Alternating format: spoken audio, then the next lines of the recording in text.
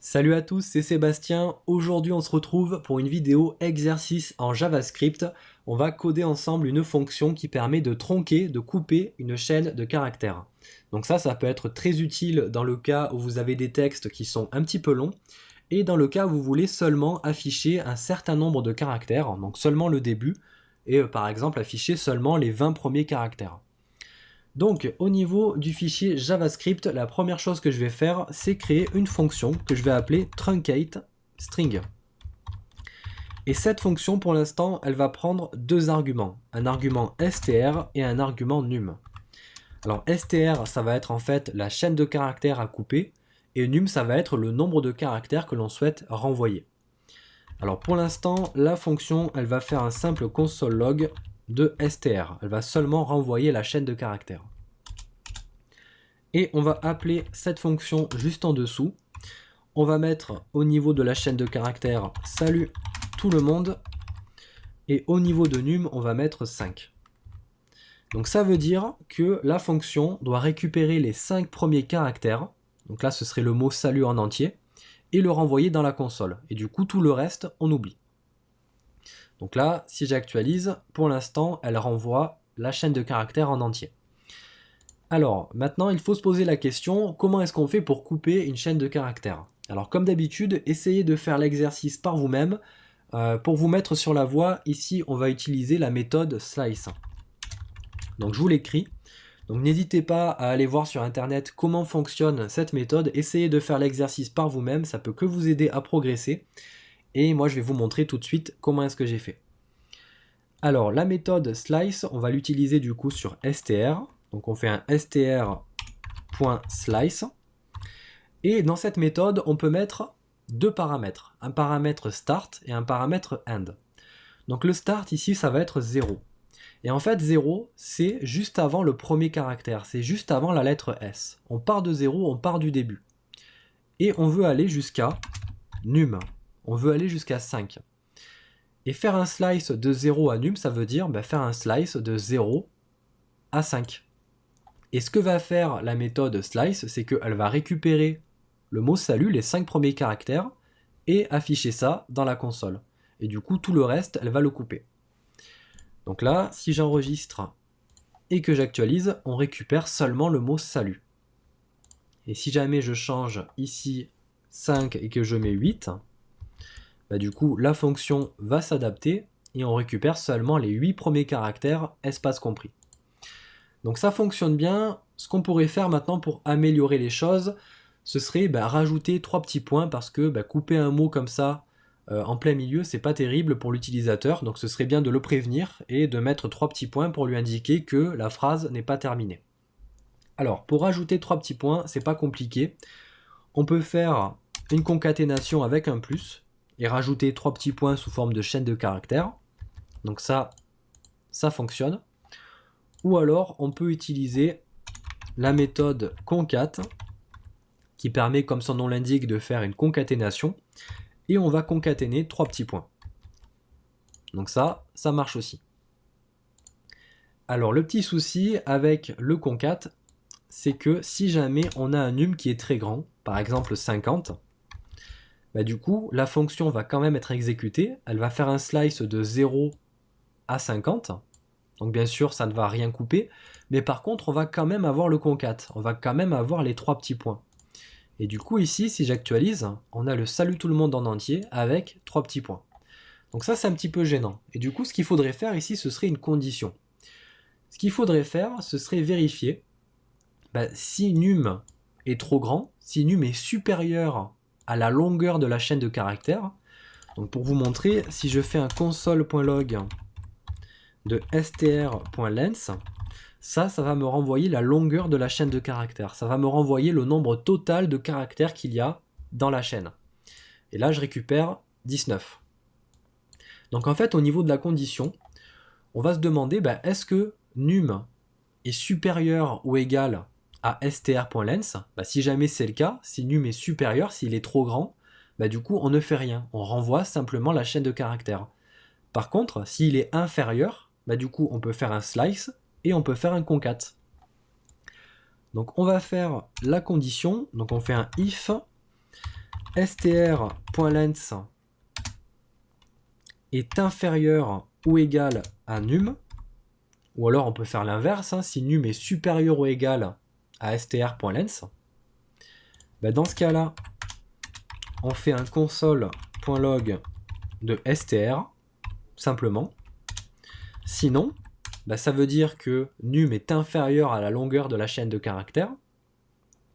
Ben du coup, on fait un console.log de str.slice de 0 à num et on fait un petit concat de 3 petits points. Donc là, si j'actualise, la fonction me renvoie la chaîne de caractères telle qu'elle est. On n'a pas de slice et on n'a pas de concat. Mais si jamais num est inférieur à la longueur de la chaîne de caractères, donc par exemple 15, on va avoir un slice et un concat. Donc voilà pour cette petite fonction. Maintenant, moi ce que je vous propose, c'est une petite mise en pratique et on va couper les 3 petits paragraphes qui sont ici.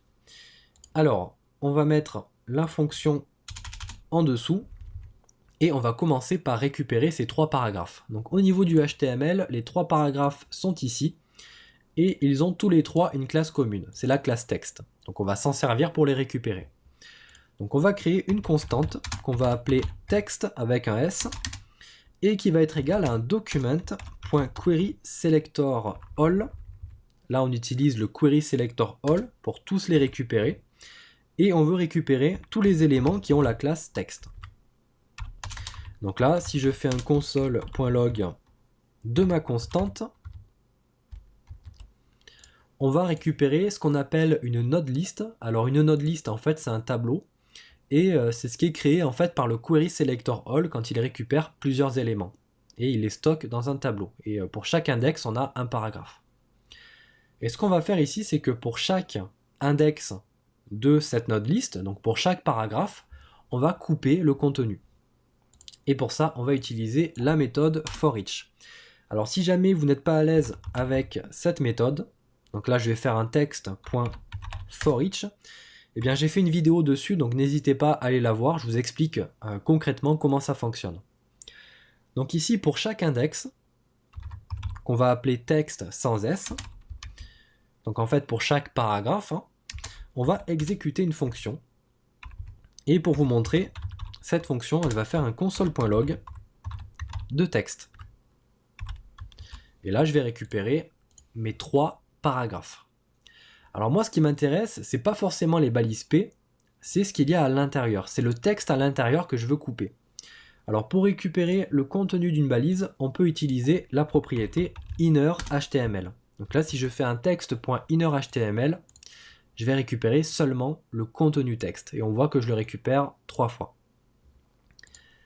Alors, ce qu'on va faire, c'est pas un console.log, c'est exécuter la fonction truncateString qu'on a créée ici. Alors, cette fois, on va remplacer du coup str par text.innerHTML, donc le contenu texte qu'on souhaite couper. Num, ça va être, je sais pas, n'importe quoi, par exemple 50, les 50 premiers caractères. Et on va mettre un troisième argument, un troisième paramètre, qui va être l'élément. Et l'élément, c'est quoi? C'est texte. C'est en fait le paragraphe. Parce que la fonction, elle doit plus faire maintenant des console.log, elle doit écrire à l'intérieur des balises P. Donc on a besoin de les passer ici dans la fonction. Donc là, juste après num, on va mettre un argument L pour element.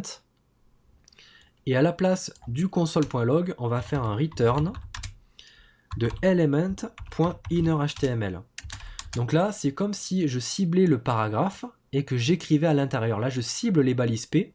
Là, je rappelle que texte, c'est les balises P. Et j'écris à l'intérieur. Et j'écris à l'intérieur quoi? Eh bien, str.